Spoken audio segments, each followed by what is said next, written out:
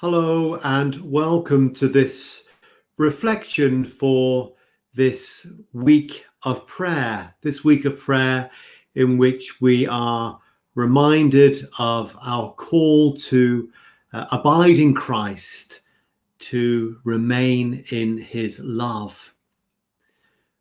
My name is Matt Anscombe. I'm the parish priest of St Dunstan's in Keynsham and also parish priest of St Bernadette's in Whitchurch.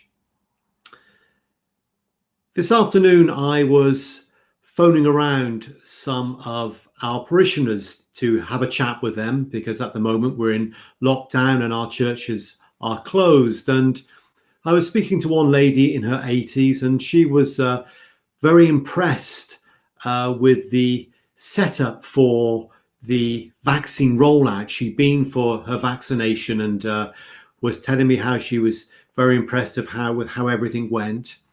But she was saying that at this moment, she finds things really rather dark, as we all do. We're in the middle of winter. And she said, when I go to pray, Father Matt, she says, I'm really struggling at the moment. I kind of wonder in a way, what is in the mind of God at present? It's all a bit dark. And so it struck me really, that the reading today, one of the readings we have is from Romans 8. And it really struck me that in times of darkness, in times where we wonder where the Lord might be, we can hear this word as an encouragement to us. In Romans 8:26-27, likewise, the Spirit helps us in our weakness, for we do not know how to pray as we ought, but that very Spirit intercedes with sighs too deep for words.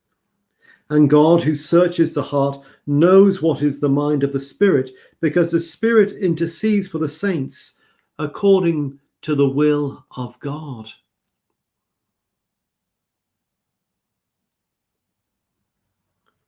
That very Spirit intercedes with sighs too deep for words, or elsewhere translated as groans too deep for words.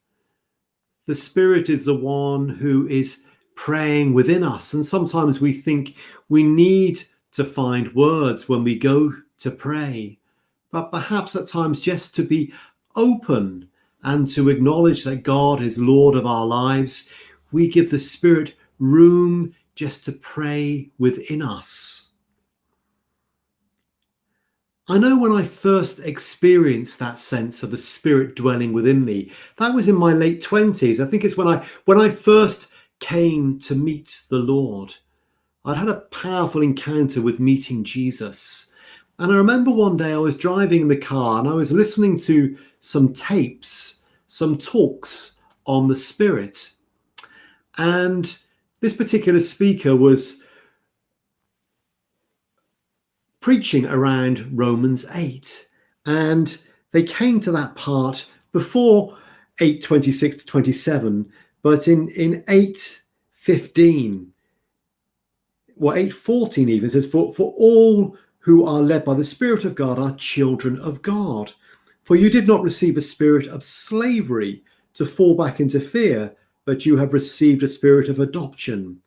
When we cry, Abba, Father, it is that very Spirit bearing witness with our spirit that we are children of God. And if children, then heirs, heirs of God and joint heirs with Christ. I remember hearing those words, Abba, Father, and having this huge kind of wrench in my heart. I felt as if the Spirit within me was sort of bursting out of my chest. It was as if it was an acknowledgement by God that, yes, my Spirit dwells within you. You are a temple of the Holy Spirit. And therefore, it makes sense to me to encourage others in darker moments as we find ourselves in at the moment. If you're struggling with prayer, just to be aware that it's the Spirit who is praying within you. The Spirit dwells within each one of us. And we can allow the Spirit, as it were, to pray within us and therefore not to be concerned, to hand it all over to God in the power of that same Spirit. The Spirit is wonderful in the works that it does. I was talking to another parishioner this afternoon who reminded me of how the Spirit gives us various gifts at different times. And she was just recounting a simple story about how in the last couple of weeks she had lost her wedding ring. She didn't know where she had put it. She looked all over the house. She couldn't find it. And she went to the Lord and said, Lord, where is this? Where is my wedding ring? What have I done with it? And she said, a word came back to her. She said it was like it was in capital letters in her head. And it simply said, look in the top drawer of the freezer. Look in the top drawer of the freezer. And she doesn't know how, but somehow her ring got into the top drawer of the freezer. Lo and behold, she went there, and there it was. She had found her ring, and it reminded her of that kind of gift that God gives of the word of knowledge. This is how the Spirit works in so many different ways.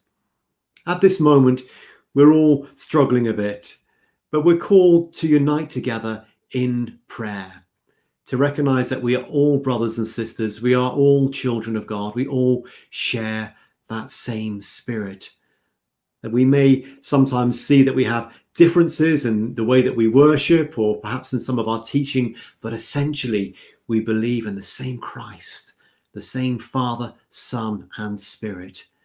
Let's allow that Spirit dwelling within us to move us forward, to intercede for us with groans which we do not know or understand, and to lead us forward in hope during this week of prayer and during this time of COVID as we come through this pandemic, giving thanks in the Spirit for all those looking after us, giving thanks in the Spirit for all that the Spirit does at this time.